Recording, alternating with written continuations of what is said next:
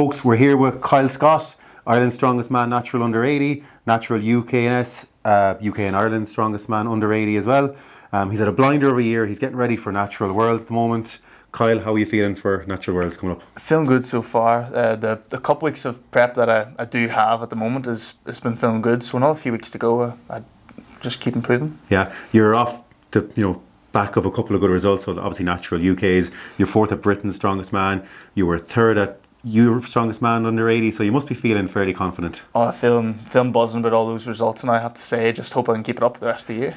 And who at Natural Worlds is going to be like your biggest rival? You're obviously going to be looking at some of the guys that were close to you. UK's, there was Matthew there was Kyle Scott, and there seems to be a couple of guys as well from, I think, Croatia. That is it? Is there? I think so. Yeah, I know one of the guys is very good in the log press. Yeah. So the overhead medley is going to be a strong event for him. I haven't really seen much from the other couple of guys. I don't really know them too well, but of course Matt and Liam McConville, they're going to be up there as well, hopefully. Would you see them as kind of your two biggest rivals coming into this? Yes, of course. Yeah, Matt was very, very close to me at Natural UK's there. I think it was only half a point by the end of it. So. Yeah. I suppose they're kind of the two guys really you're going to be keeping an eye on. Yeah. How would you feel about the events coming up? Events are good. There's a couple of bad ones. The deadlift without the suit, not going to lie, is going to make me have to work for it now. So the suit gives me really catches me up to some of the better deadlifters. And the squat as well, that's going to be a really tough event. And it's heavy. It's heavier than Europeans was for you, isn't that right? Yeah. Recently. At Europeans with the suit, the last lift was a massive PB. The first couple lifts going to be hard in this deadlift ladder. Yeah, it's a fairly brutal comp, like 4 events each day. It's going to be tough to keep going, in fairness. Now you found some really unique ways of training for this. You've made like this Husafel in the background here. We're going to have a look at your Fingal's finger in a minute that you made out of a tree you cut down at the back of your house. So yeah, let's I suppose kick into some of that stuff and have a look at how you've been training for this.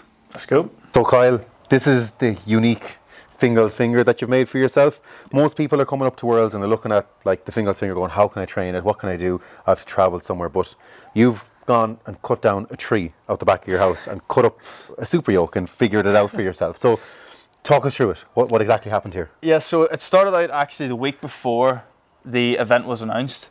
Tree out the front, it was causing a mess, and Dad was trying to convince me to cut it down. And so eventually on the Wednesday I decided, you know what, we'll go out, we'll cut it down. It was a wee bit of hassle, ended up okay, but at that time I knew I wanted to use it for something. For a Fingal's finger, I thought it'd be cool. I've never done it before. It'd be something interesting to have.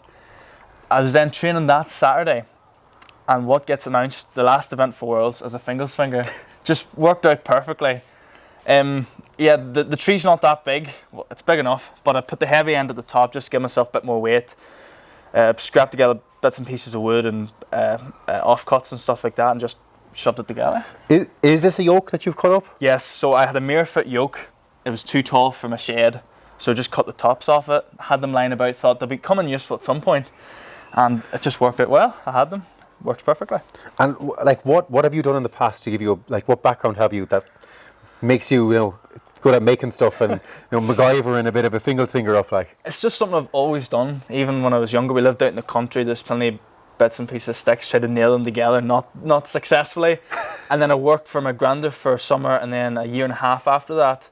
Building garden sheds and garden rooms and that sort of thing, and that just took that hobby that I used to love to do and actually give me the proper tools to do it well.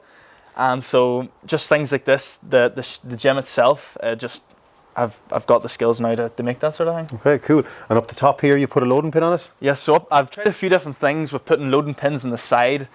It didn't really work that well, and so I ended up just sticking one on the top. You don't have to put as much weight on it, which is a bonus. And it gets hard quick with a pin on the top. Cool. Do you want to show us how it's done? Yes, of course.